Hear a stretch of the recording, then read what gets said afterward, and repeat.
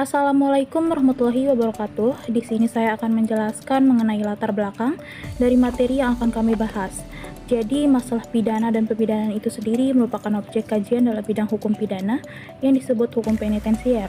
Karena persoalan hukum pidana yang dikupas atau dibahas dalam hukum penitensier adalah menyangkut masalah pidana dan pemidanaan, maka hukum penitensier itu sendiri dalam arti sempit dapat diartikan sebagai segala peraturan-peraturan positif mengenai sistem pidana. Sedangkan dalam arti luas, hukum penitensier dapat diartikan sebagai bagian hukum pidana yang menentukan dan memberi aturan tentang saksi dalam hukum pidana yang meliputi baik strafstelsel maupun maatregelstelsel. Jadi, dalam usaha untuk mempertahankan dan menyelenggarakan ketertiban, serta melindunginya dari pelanggaran-pelanggaran terhadap berbagai kepentingan hukum, maka negara diberi hak dan kekuasaan untuk menjatuhkan pidana, serta hak dan kekuasaan untuk menjatuhkan tindakan. Lalu, sistem pemidanaan itu dibagi menjadi beberapa jenis. Yang pertama ada pidana kurungan, yang kedua ada pidana tutupan, yang ketiga pidana denda, yang keempat pidana bersyarat, yang kelima pidana percobaan, yang akan dijelaskan oleh teman-teman saya.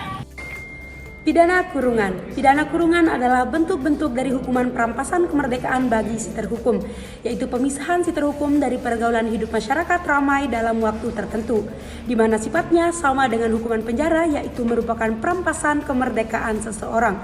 Dalam KUH pidana, dikatakan bahwa pidana kurungan itu minimal 1 hari dan maksimal 1 tahun. Beberapa istilah dalam pidana kurungan yakni yang pertama, minimum umum pidana kurungan yakni selama 1 hari dan maksimum umum pidana kurungan selama 1 tahun yang dapat diperpanjang maksimum 1 tahun 4 bulan. Selain itu, dalam pidana kurungan juga dikenal adanya istilah maksimum khusus yang disebutkan pada setiap rumusan tindak pidana tertentu secara sendiri-sendiri yang tidak sama bagi setiap tindak pidana, bergantung dari pertimbangan berat ringannya tindak pidana yang bersangkutan. Sekian. Saya akan melanjutkan penjelasan mengenai pidana kurungan yang sebelumnya telah dijelaskan oleh teman saya, di mana dalam kitab Undang-Undang Hukum Pidana Indonesia terdapat beberapa pasal yang mengatur tentang pidana kurungan secara umum. Beberapa di antaranya adalah pasal 18, di mana pasal ini mengatur mengenai ancaman pidana kurungan sebagai salah satu jenis hukuman yang dapat dijatuhkan oleh hakim. Pidana kurungan merupakan hukuman yang lebih ringan daripada pidana penjara dan biasanya dijatuhkan untuk pelanggaran yang lebih ringan daripada tindak pidana penjara. Pasal 72, pasal-pasal ini mengatur mengenai cara pelaksanaan pidana kurungan dan ketentuan-ketentuan khusus terkait pelaksanaan pidana tersebut. Di dalam KUHP sendiri mengatur secara rinci jenis-jenis pidana termasuk pidana kurungan dan menentukan batasan serta prosedur pelaksanaannya agar ada keadilan dalam penjatuhan hukuman. Di sini ada sebuah fakta bahwa pidana kurungan lebih ringan daripada pidana penjara. Hal ini dapat dibuktikan apabila memperhatikan pasal-pasal berikut. Dalam pasal 18 KUHP, maksimum ancaman pidana kurungan adalah 1 tahun atau 1 tahun 4 bulan dalam hal konsorsius residif dan pemberatan pidana berdasarkan ketentuan pasal 52 dan 52 ayat 52A KUHP. Pasal 19 KUHP, terpidana kurungan wajib menjalankan pekerjaan yang dibebankan kepadanya tetapi lebih ringan daripada pidana penjara. Yang ketiga, pasal 21 KUHP, pidana kurungan harus dijalani di daerah domisili terpidana kecuali hakim menetapkan lain. Yang keempat, pasal 23, terpidana kurungan dengan biaya sendiri boleh sekadar meringankan nasibnya. Pasal 32 KUHP, pada dasarnya tidak dijatuhkan pidana tambahan pencabutan hak karena pelanggaran.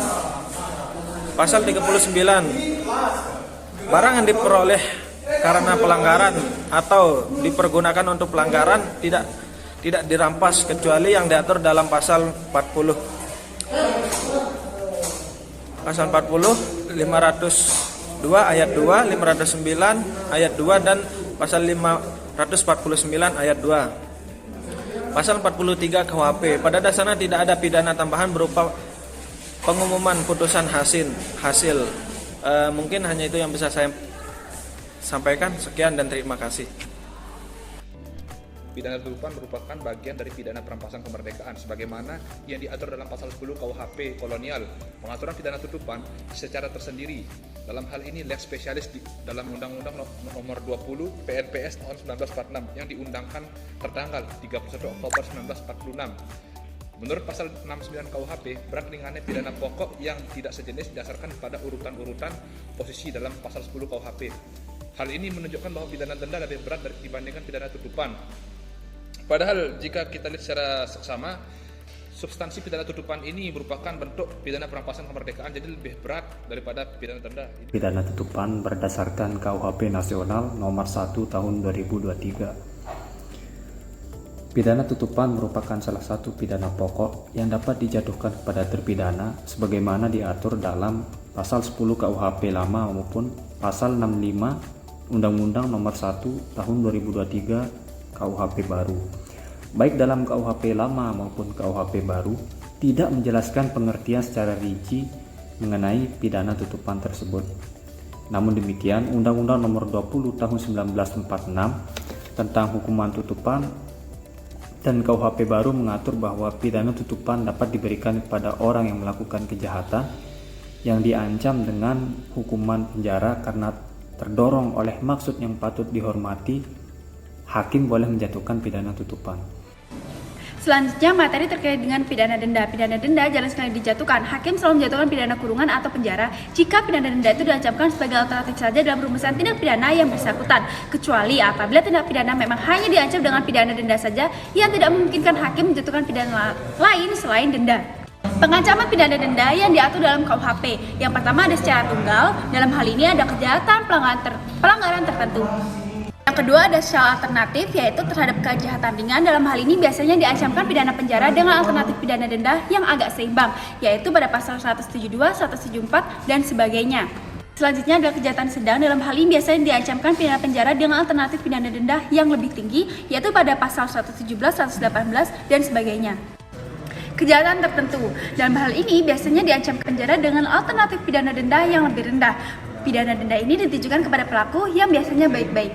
Pasal 362, 372. Selanjutnya adalah kejahatan kulpa. Dalam hal ini biasanya diancamkan pidana penjara atau pidana kurungan atau pidana denda, yaitu pada pasal 114, pasal 360 ayat 2.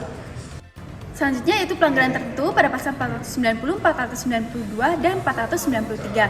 Selanjutnya secara semi alternatif terhadap pelanggaran tertentu pasal 489 ayat 2 dan sebagainya.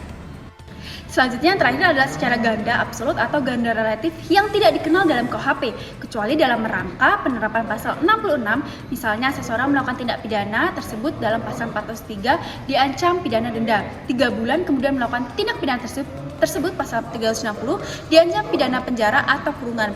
Hakim dapat menjatuhkan 2 macam pidana pokok. Sekian. Selanjutnya dapat dikatakan bahwa pidana bersyarat adalah suatu sistem penjatuhan pidana oleh hakim yang pelaksanaannya digunakan pada syarat-syarat tertentu. Artinya pidana yang dijatuhkan oleh hakim itu ditetapkan tidak perlu dijalankan pada terpidana selama syarat-syarat yang ditentukan tidak dilanggarnya. Pidana bersyarat sering disebut dengan putusan percobaan dan bukan merupakan salah satu dari jenis pemidanaan karena tidak disebutkan dalam pasal 10 KUHP.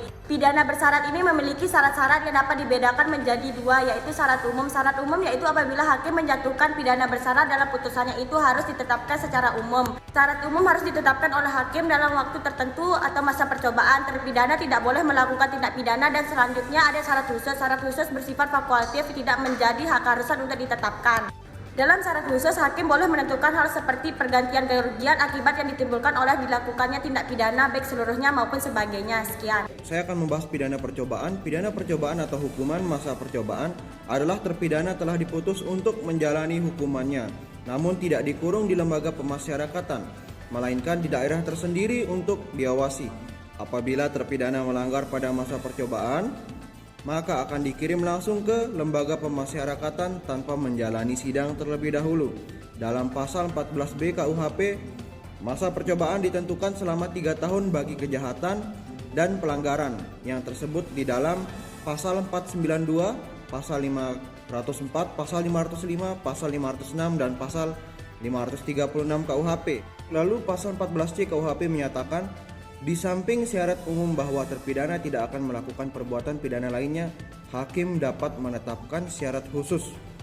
bahwa terpidana dalam waktu yang lebih pendek dari masa percobaannya harus mengganti sebagian atau seluruh kerugian yang ditimbulkan oleh perbuatan pidananya. Penerapan pidana bersyarat dalam sistem pemidanaan di Indonesia dapat dilaksanakan dan hakim dapat menetapkan suatu syarat umum, yaitu terhukum selama masa percobaan yang ditentukan tidak akan melakukan suatu perbuatan pidana, dan syarat khusus yang ditujukan khusus terhadap kekuatan terhukum. Lalu di dalam praktiknya, hukuman bersyarat jarang dijalankan karena terhukum akan berusaha benar-benar dalam masa percobaan tidak melakukan suatu tindak pidana, dan syarat khususnya biasanya dapat dipenuhi. Perlu diperhatikan, di dalam pasal 14A ayat 2, hakim dibatasi secara jelas berkaitan dengan jenis tindak pidana yang tidak dapat dijatuhkan dengan pidana bersyarat. Di antaranya, yang pertama perkara mengenai penghasilan dan persewaan negara apabila menjatuhkan pidana denda. Namun, harus dibuktikan bahwa pidana denda dan perampasan tersebut memberatkan terpidana. Yang kedua, kejahatan dan pelanggaran candu. Yang ketiga, berkaitan dengan pidana denda yang dijatuhkan tidak dapat digantikan dengan pidana kurungan. Lalu, penjatuhan pidana bersyarat merupakan jenis pidana yang sudah diusahakan semaksimal mungkin untuk menghindarkan seseorang dari pidana pencabutan kemerdekaan yang keberhasilannya untuk memenuhi tujuan pemidanaan, dengan syarat apakah terpidana berhasil memenuhi syarat di dalam masa percobaan. Untuk itu, alangkah baiknya sanksi pidana bersyarat dapat ditetapkan sebagai putusan yang terakhir yang terhadapnya tidak dapat dijatuhkan upaya hukum lagi. Sekian.